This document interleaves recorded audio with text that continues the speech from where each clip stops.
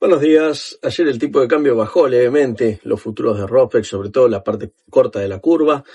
Eh, Eso básicamente lo que estamos viendo es una dinámica en donde el central y el tesoro, decíamos ayer, ¿no? Que el último mes, en la última semana habían estado comprando 1.400 y 2.300 millones, pero en lo que va del último mes van comprando unos 7.000 millones en total. Obviamente que esto siempre se sabe ex post, ¿no? Se sabe una vez que sucedió, no lo sabemos en el momento. Pero sí lo que estamos viendo es que la dinámica, el tipo de cambio, se está manteniendo cerca del techo de la banda, cerca de la banda superior, digamos, pero bueno, con un central comprando. Por supuesto que está comprando Starlink y futuros, y no está comprando en el spot, como podemos ver. Pero bueno, un poco lo que decíamos ayer, ¿no? Que hay que elegir en dónde comprar, y me parece a mí que tiene sentido económico lo que está haciendo, sobre todo por el tema de la liquidez y por tener además una herramienta más de manejo que necesita el central, que es poder vender futuros si necesita, o poder, bueno, hacer cierta gestión. Así que en esa línea, a mí el tipo de cambio hoy yo no lo veo, bueno, no tengo una posición alcista, ¿no? Entonces difícilmente que lo vea alcista si estoy vendido.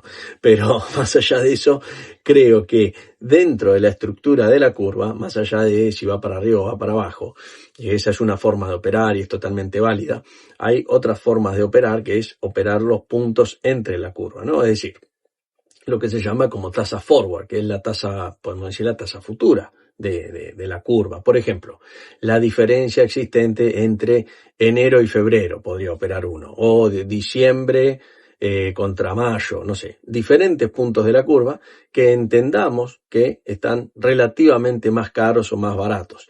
Eso abre toda una puerta bastante grande a hacer un montón de arbitrajes que no consisten en operar hoy el futuro si va para arriba o si va para abajo, digamos, simplemente direccional. Por supuesto, eso tiene sus pros y sus contras, tiene sus riesgos también.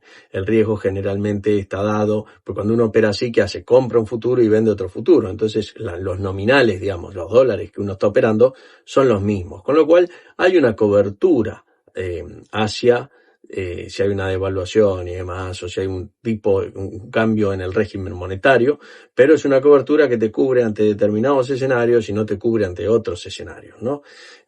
Ahí hay que jugar bien, o hay que tener bien en claro en qué escenarios te cubre y cómo tendrías que cubrirte ante otro escenario. Por ejemplo, si la tasa de interés sube, es esperable que la curva se empine mucho más, ¿no? Porque la diferencia entre enero y febrero o enero y mayo va a ser mayor que la actual, por ejemplo. Entonces uno podría esperar que la curva se empine. Entonces, bueno, si uno tenía comprado y tenía vendido, el comprado no va a subir y el vendido va a subir más, o la relación se va a... Entonces hay que tener un modelo un Excel básicamente, que te permita saber qué estás jugando en ese momento, qué estás apostando que suceda.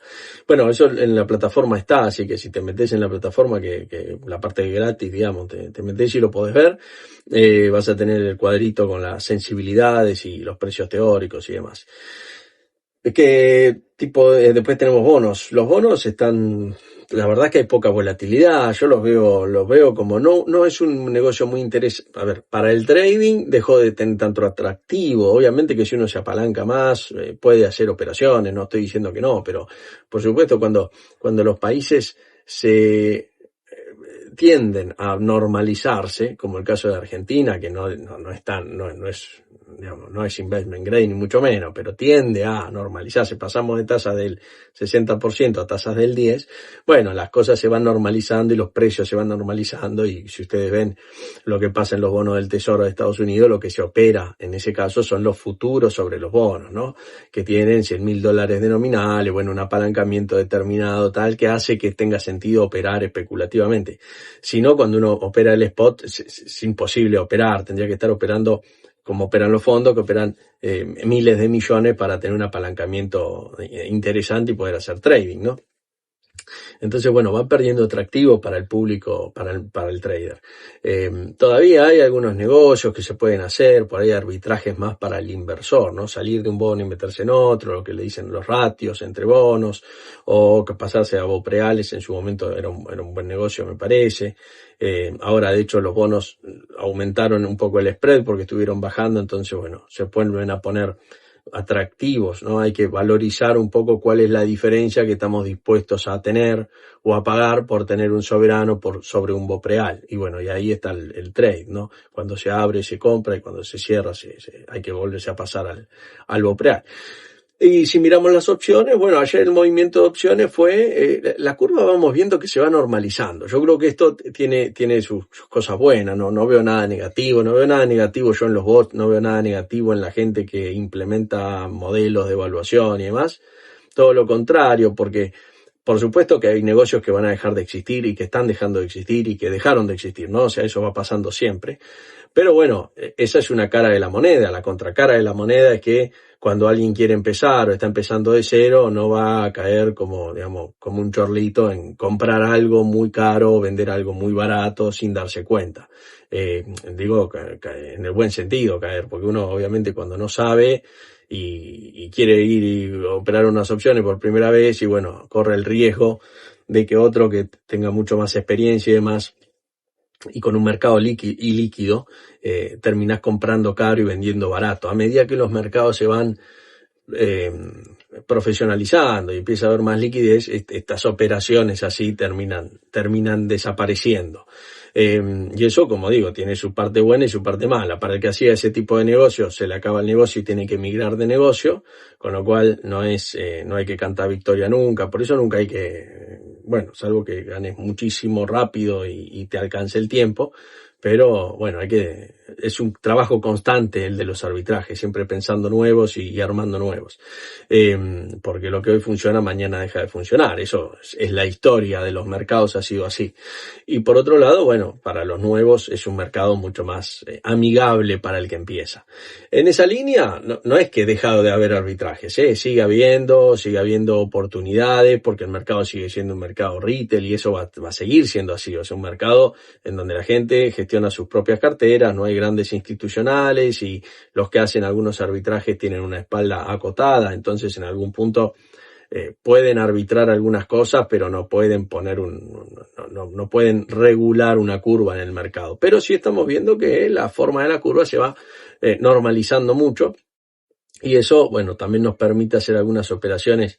No sé, yo veo, por ejemplo, esta mariposa que pongo en pantalla y son muy buenas relaciones que si uno las compara con el mercado de afuera, de Estados Unidos, vas a ver que estas relaciones no existen y después vas a ver otras relaciones que afuera existen que son muy buenas pero acá no existen, porque obviamente la contracara de esto es que, por ejemplo, la operación opuesta acá es pésima y en Estados Unidos la operación opuesta es mucho mejor, pero esta no existe, ¿no? O sea, es una frazada corta, lo que hay acá no hay afuera, lo que hay afuera no hay acá. O sea, por ejemplo, un ratio invertido, acá uno lo puede hacer de una determinada manera y afuera es casi imposible hacerlo con esas relaciones, ¿no? Pero bueno, por eso no es que cambia la forma de operar opciones, lo que cambia es la coyuntura del mercado, pero digamos, un delta es un delta, un punto de tita son puntos de tita, o sea, cómo gestionar una estrategia es exactamente lo mismo, muy parecido, pero no hay grandes diferencias para alguno que me consultó. Con lo cual yo lo que veo hoy, faltan pocos días al vencimiento, entonces a mí me gustan las operaciones en esta zona del vencimiento, en este ciclo, digamos, del vencimiento. Yo soy generalmente más comprador o más direccional que vender tiempo. Entonces prefiero las estrategias en donde, vamos a decir, uno tendría un gamma positivo, está generalmente comprado en definitiva, por lo menos cerca del precio y bueno, no tengo muchas posiciones ya vendidas. La que tengo vendida o que tengo una estrategia armada, en realidad no sé si sí es vendida, digamos. Ya la estoy cerrando y acá sí es un lanzamiento cubierto invertido que hice en su momento cuando empezó la corrección. Y bueno, si ustedes ven acá las dos líneas que tenemos en el gráfico, lo que marcan es una desviación estándar para cada lado. Eso siempre nos da un panorama de realidad de hacia dónde se puede mover el precio en un movimiento abrupto, en un movimiento de acá al vencimiento, ¿no? Desde donde estamos al vencimiento, qué puede pasar con el precio, una desviación estándar y dos, y bueno, para tener más información a la hora de tomar decisiones. Pero no tiene mucho sentido mantenerla porque ya está casi en ganancia máxima, entonces no hay mucho que ganar y bueno, y no tiene sentido correr ese riesgo. Con lo cual esa la estoy cerrando. Y bueno, básicamente algunos arbitrajes, así que veo algunas relaciones, digamos, más que arbitrajes que vea de corto plazo, los voy a ir pasando. Y ya después es esperar el cierre del ejercicio. Lo que me parece interesante es febrero. Por ejemplo, febrero la tasa de lanzamientos cubiertos es interesante. Estoy viendo algunas que están en tasa de 50, 60%. Eso, que tenga una buena tasa, también por ende nos genera una buena cobertura. Y por otro lado, si miramos las letras, ¿no? Las LECAPs, digamos, lo que es la curva en pesos, vemos que las tasas están en 30% aproximadamente, lo cual no es ni bueno ni malo, es lo que hay en el mercado. Pero si tenemos un lanzamiento cubierto que a 60, 70 días, 80, digamos, nos está dando 50%, tiene sentido. No es lo mismo, pero para el que opera opciones y tiene esa aversión al riesgo, digamos, si está acostumbrado, sí lo va a hacer muchas veces hasta comparable. Para analizar, a ver, no es comparable la tasa ni el riesgo, pero uno ajusta por riesgo y te da una diferencia a favor. Esa es la conclusión a la que llego, ¿no? Básicamente por eso digo que me parece interesante. Y después, bueno, ¿qué veo en la curva de tasas? Alguien me consultaba. Yo la verdad no veo grandes desarbitrajes ahí. Veo que se está pagando menos las cortas, se está pagando más las largas. Uno podría, algo un poco finito, sí, algún pequeño arbitraje, pero no me parece que, por ejemplo, la última esté muy ni barata ni cara, porque, ojo, no hay que caer en el error de pensar que las tasas obviamente incluyen expectativas futuras, pero hay que tener cuidado porque hay modelos de no arbitraje, digamos, en donde en algún punto, si tu expectativa es que, por ejemplo, que la inflación baje, que las tasas bajen, entonces decís, bueno, lo mejor que te conviene que es ponerte bien largo, posicionarte en la más larga. Claro, pero ojo, que si te exagerás el mercado exagera en esa posición, el precio va a subir mucho, la tasa va a bajar mucho y te va a quedar por debajo de la anterior. Entonces automáticamente el mercado lo va a arbitrar, porque si no le va a convenir posicionarse a la anteúltima y no a la última. Estamos hablando de durations que van hasta 400, 500 días, no estamos hablando de durations de 30 años. Entonces, bueno, eso pasa en todos los mercados, la curva no se va a invertir. Ahí estaríamos hablando sino de una curva ya invertida, en donde un vencimiento anterior en términos de tasa cotiza más que la que sigue. Eso tiene que darse algo puntual para que pase. Si no, generalmente el mercado va a tender a arbitrarlo. Bueno, eso es todo por hoy y nos vemos mañana.